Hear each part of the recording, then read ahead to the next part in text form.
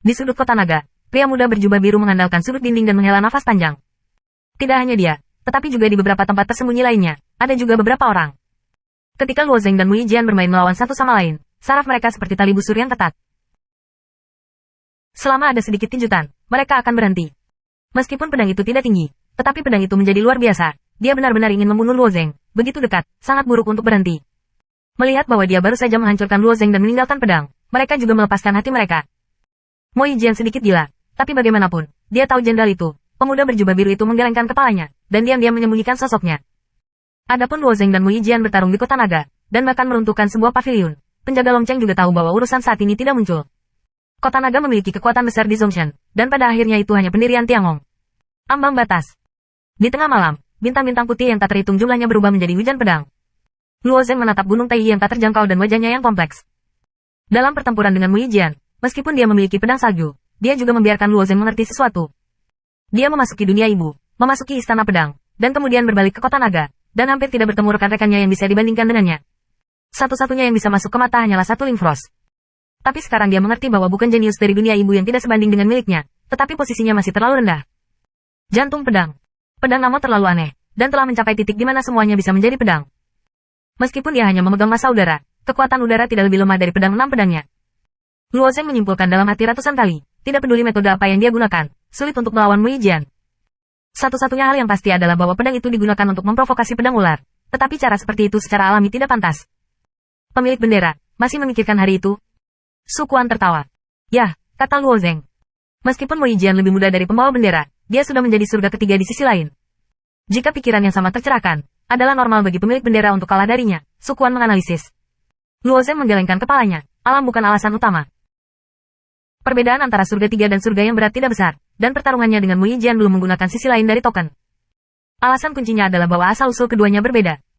Ketika Luo Zengxiang berada di ranah para dewa, Mui Jian sudah tiba di Tiangong, dan dia mendapat bantuan dari sekolah pedang yang mengalir deras dan bekerja keras di menara aliran jantung.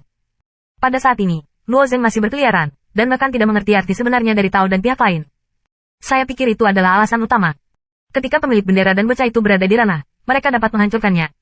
Su Quan memiliki kepercayaan penuh pada Luo Zeng. Mungkin, Luo Zeng tersenyum. Dan bendera itu terutama berkaitan dengan promosi sekutu, kata Su Quan.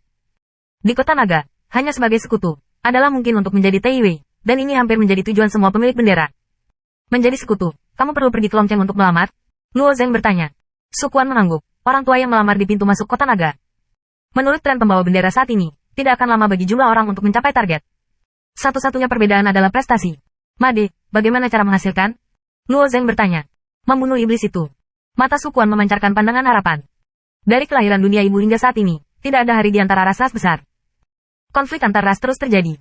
Istana terlalu satu hari. Tai Wei memikul tanggung jawab berat membunuh iblis besar dan menjaga tanah air ras manusia. Luo Zeng tahu bahwa dia bisa mendapatkan misi di kota naga, tapi dia masih pendek ketika dia datang ke Longcheng, dan dia belum mempertimbangkan aspek ini. Seperti kata Su Quan, pahala diperlukan untuk promosi junjungan, maka ini harus dipertimbangkan. Setelah beberapa pengertian, Luo Zeng juga belajar tentang kasar. Zhongshan, tempat Tiangong berada, memiliki kemampuan yang kuat untuk duduk di kota tanpa kekerasan etnis.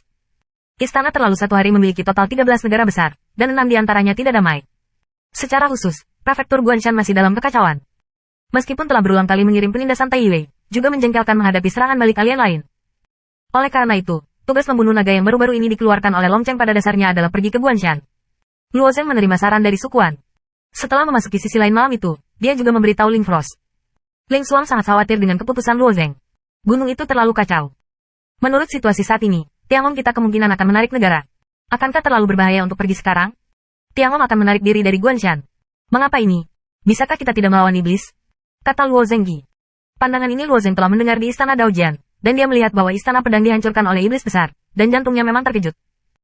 Tapi di sini adalah istana satu hari, ortodoksi manusia, dan cabang-cabang paling kuat dari umat manusia. Di antara mereka ada yang kuat yang tak terhitung jumlahnya.